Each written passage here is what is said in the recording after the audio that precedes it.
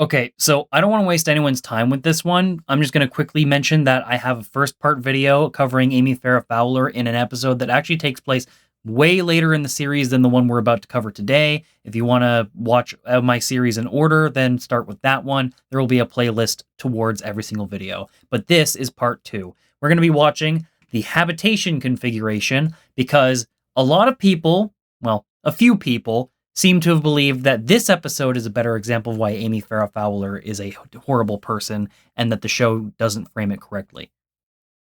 I might be inclined to agree after giving this one a rewatch. I'm going to go over the first scene in summary, and then once we've seen everything, I'm going to give my thoughts on it before resuming as normal. Because honestly, I feel like we should have everything laid out in front of us for the first scene before we go over everything. Because I trust everyone who's watching this to be smart enough to understand the microcosms of why her behavior is an issue. So we're going to be playing some good faith to that. The episode starts with Sheldon Cooper doing fun with flags like he always does.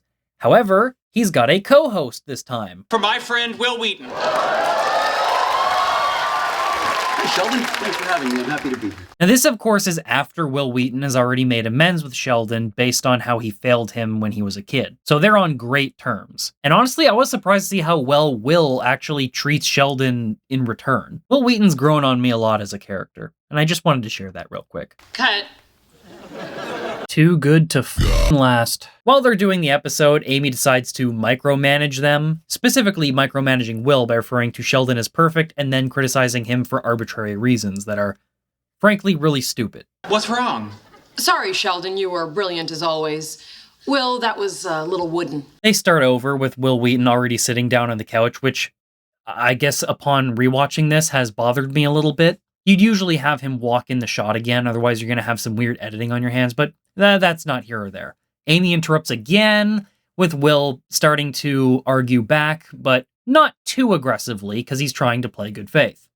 I wish Amy was doing the same. It's also important to note that Sheldon is complimenting Will's acting here. He thinks that he's doing a great job on the camera, which makes sense because Wil Wheaton has done this before, and since this is Sheldon's show, he should have the final say about everything. You realize that I'm doing this for free, right? Yes, and so far, we're still not getting our money's worth.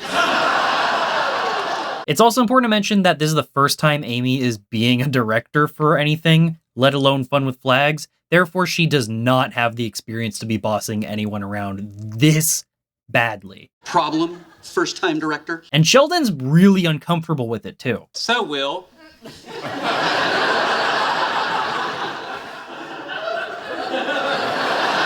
So Wil Wheaton starts to mess around with his vocals a bit and act a little more over-exaggerated because Amy's being a micromanaging. I don't remember if I used any swear words last time. I'm going to try and avoid it this time. Listen, Sheldon, I'm really happy to do this for you, but not if she's going to be a huge pain in the ass the whole time. Oh, never mind. I can call her a pain in the ass. I honestly thought that Wil Wheaton's response was way more aggressive before the rewatch, but now that I gave it a rewatch, boy, I think a lot of people were right about this episode. Also, fuck you, audience track. I'm not falling for your manipulative bullshit right there. But not if she's going to be a huge pain in the ass the whole time. Whenever anyone asks me what I mean when a character is framed differently from how they're behaving, this is what I mean. The laugh track and the way how the characters react to certain things going on around them. Every second of what Amy was doing to Wil Wheaton in this episode leading up to this point has been filled with nothing but laughter. But when finally he decides to fight back with at least some semblance of equal force, with a statement that is factually true, suddenly the audience is booing? Are we forgetting that Sheldon had zero problem with Wil Wheaton's performance to this point? Because I'm not. You gonna let him speak to me like that? Why not? He's been letting you speak to Wil Wheaton the way you have this entire time. So Amy takes Sheldon aside and says this to him. I don't care for your friend. He's being rude to me. Okay, I'm not gonna let my blood pressure get high. I'm not gonna start yet. What do you mean? What do you mean he is being mean to you and rude? I don't. He's being honestly perfectly fine. I gotta say, he came out here to help Sheldon with something. They're on good terms now, and you don't like him for arbitrary reasons. And you, oh my god, I just hate it. I hate it. I'm trusting you guys in the audience to understand, right? Like you get why this is a problem. You fully understand. I don't need to explain it to you in a patronizing way. You need to ask him to leave.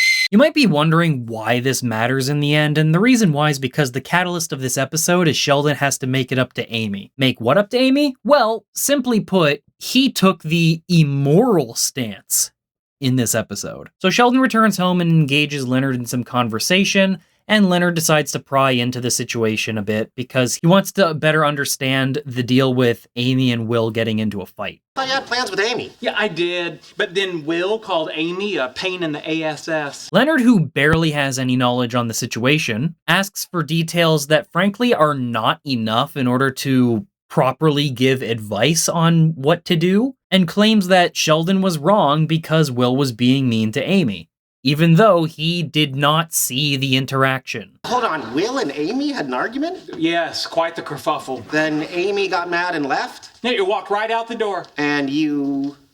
We enjoyed a delightful dinner at a reasonable price. I understand that Sheldon would be a bit of an unreliable source, since he isn't all that emotionally intelligent, but even so, Ll'Nerd just wasn't there. That should be a hard stop. Buddy, I think Amy might be upset, because your friend was rude to her, and then you went to dinner with him. See, I personally am mortified at the prospect of giving unsolicited advice. And in order for me to give advice comfortably, I need to have as many details as I possibly can from as many sources as I possibly can. If there's any more information or any other sources I can get the information from, I'm gonna want to have access to that before I give my 2 cents on the matter.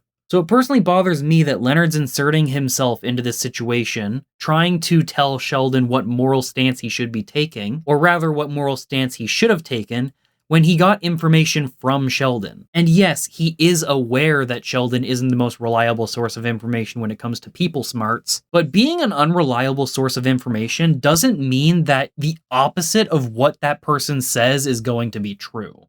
It means that what they say is going to be questionable all around the board, and you're going to need to get more sources in order to understand the situation at its best. I hope my criticizing of Ll'Nerd in this scene helps you guys understand that Amy Farrah Fowler is not the only character on this show I have a problem with. She's just the one I have the biggest problem with as a side effect of her never being framed for being wrong. I said it before, and I'll say it again. When a character in a show doesn't have their flaws meaningfully acknowledged by the show, I will always have a problem with that. It is a personal pet peeve of mine, and my skin crawls whenever I see it. But we're getting dangerously off topic. Let's resume with the episode. So Sheldon decides to call Amy in order to prove Ll'Nerd wrong, and let's see how that goes. You'll appreciate this. Ll'Nerd has some ridiculous notion that you're mad at me. I'm mad at you, Sheldon. Your friend insulted me and you didn't do anything. Interesting. Amy is upset at Sheldon because he is not her little lapdog. Okay, that's being a little harsh, but like the general idea is Sheldon doesn't have to fight her battles for her, especially since she's the one who picked the fight. Keep going, buddy. You're doing great. Good call walking out, Ll'Nerd. Anyways, now we get to see the moral of the episode. Amy's gonna say it to us, and we're gonna enjoy it because it's gonna be a good moral, right? Sheldon, I'm your girlfriend, and you should have taken my side. That's it. End of story. I don't like that. Okay. With my high-pitched voice and the frame of a stick bug for a body, I'm sure you guys don't believe me when I say that I have a girlfriend.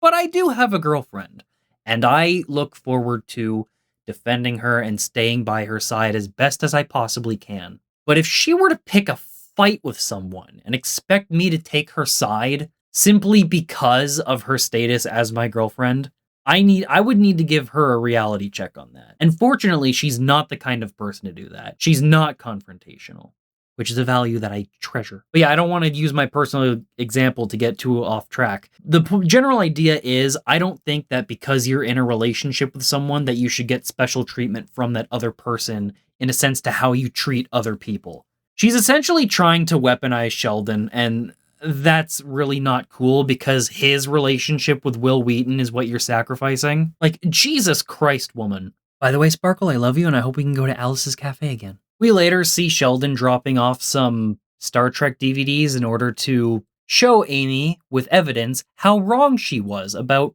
Wil Wheaton. I'm so sorry for how I delivered that line. That was really weird. This isn't really relevant to the episode. Obviously, she was going to slam the door on his face. I just wanted to point out that the scene happened because it was quite funny. Later, Sheldon goes to Penny for advice because he's dealing with girl trouble, and Penny is essentially his go-to when he needs advice on that front. Most of this scene isn't too relevant, it's just comedy, and in my personal opinion, not the worst comedy. But I needed to gloss over the scene really quick so I can mention two things. One is that Penny does drop some pretty good advice about how you can't get two people to like each other. Hey, you can't make people like each other. And the other thing that happens is Sheldon gets drunk. Penny, please. I think I've evolved beyond my simple rustic upbringing. On the other hand, that low-down polecat done wronged my woman.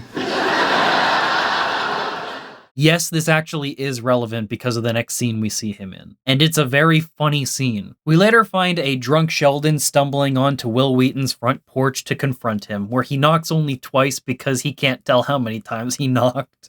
Wait, how many was that?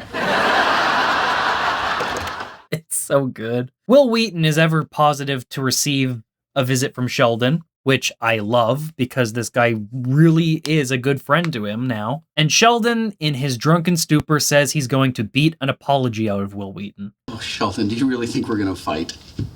My fists are not up here because I'm milking a giant invisible cow. To which Will apologizes really quickly. Okay, I'm sorry. Well, that was a long bus ride for not very much. I honestly don't have too much of a problem with him apologizing, because yes, he is in the morally correct stance and he did everything perfectly fine, aside from, I suppose, letting Sheldon down for not putting up with it, which I even think was a reasonable thing for him to do. Actually, now I think about it, Amy was the one who left. He didn't let Sheldon down at all. I think the best way to interpret this is he's apologizing just to calm down Sheldon. See, while no apology is actually owed, Wil Wheaton giving an apology is very beneficial to the situation, and I respect him for doing that. It's a very hard moral to convey and present in a media, but it's one I think that should be pushed a lot more if possible. Wil Wheaton initially loved being a little turd that got on Sheldon's nerves, and we loved watching it because it was funny. But now he's a very good and genuine friend who was going to end up officiating his wedding at one point, which I'm honestly shocked Amy was going to let happen, before big boy Mark Hamill decides to do it as a favor to Howard. Howard, who might I add, was extremely creepy in his first and even second season introduction,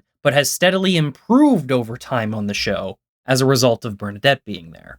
That's why I like Bernadette, and that's why I like Howard in the later seasons of the show, and again, Amy not having her flaws acknowledged by the show and framed in that light properly is exactly why she doesn't change and is exactly why I don't like her. I'm not trying to lord my opinion over you guys. I'm just trying to go into detail about why I hate Amy Farrah Fowler uniquely among these characters before I re-rail the topic back into what we were talking about before.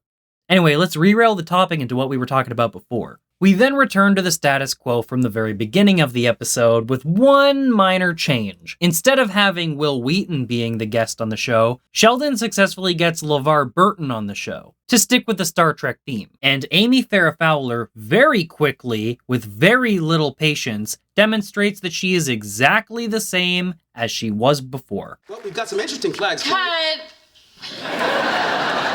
Yikes! This guy is worse than Wil Wheaton. You see what I'm talking about with no acknowledgement of her flaws leading to no arcs or change? And this isn't like a bad character who refuses to grow while having all the means to do so in an arc being presented. Like, this is just essentially, and I'm gonna be very bold here, neglect of the character of Amy Farrah Fowler. I believe that when she was introduced into the show, her purpose was just to be Sheldon's love interest. She was supposed to change him. And there are some instances in later episodes where that is exactly what gets pushed because Sheldon isn't changing fast enough, or he needs to really push his boundaries in order to make her feel fulfilled in the relationship. And while I understand that Sheldon can be very difficult in the relationship, the solution to Amy feeling unfulfilled was to break up. Like cold turkey, just end the relationship right then and there. I understand that could be a bit of a hot button topic because she did it once before and it ended up breaking Sheldon's heart, and a lot of people who are fans of Sheldon and actually care about him were really upset with that decision, especially since one of the biggest factors was how slowly the relationship was moving for Amy. But the fact of the matter is, If your only options for your relationship to survive are to speed up the process to levels that are faster than one of the members is okay with, or to end the relationship, then yeah, end the relationship. You're just building something off of a disaster. It's waiting to happen, but when it does, it's not going to be apologetic about it. Anyways, I think that just about covers my thoughts on this episode in particular. And no, I'm not going to be dropping an entire episode-length review for her pervy and creepy behavior that disturbingly mirrors Howard Wolowitz's early behavior. That's just low-hanging fruit, and I think we can all agree that the writers did a very poor job at framing that the way it should be, considering that Howard got punched in the nose for being the way that he was, and the humor of his scenes is usually him just being pathetic and we're all supposed to laugh at him. And yes, I recognize that there probably should have been larger consequences for him and his behavior, but in the way of consequences, at least there was something. Something that we, the audience, could latch onto to say, wow, he got what he deserved. You get no such thing with Amy Farrah Fowler. And look, I tried to give Amy a chance. Like, upon my rewatch, I really did try to see this character in a better view and believed that she was not as bad as I was remembering, but I've come to learn that she's significantly worse with all these episodes I've been reviewing. And with this one in particular, keep in mind that the catalyst of everything that happened in it was Amy being a jerk to Will, Amy thinking that Will defending himself was him being a jerk to her, and Leonard jumping in to support Amy's stance even though he had very little information from a very unreliable source. And no, calling her negative traits flaws does not shield her from the accusation that she is a terrible person, often being a very horrible person to the people around her, and her positive traits aren't what immediately comes to mind when you think of her character, in which case, for me, they don't, then of course she's going to be a horrible character. What other term would you use to describe her? P.S. Just because I say I like a character like Bernadette and Howard based on how they ended up towards the end of the show compared to their beginning counterparts, mainly Howard, doesn't mean that I necessarily think they are good or bad people. My subjective opinion is not the end-all be-all towards my objective conclusion. Like the video if you enjoyed it and want to see more of this particular video. Subscribe if you want to get notified to all of my content. You might want to get notifications since I do intend to make a few more of these videos. 2 more at the very least to round out the playlist to 4 videos. Also, be sure to hype this video if that's a feature this time around. From what I could tell, it wasn't last time because I don't understand how the hype feature is supposed to work. But even without the hype feature, you guys did a bang-up job making that video do well. So thank you very much to that. I'll relish in this fame as much as I can until other people start to follow the trend and make hate videos on this character. And if my videos get lost in the algorithm someday, then so be it. Deep down in my heart, I'll know I'm the one who started this. Catch you in the next one. Bye! And action! And cut.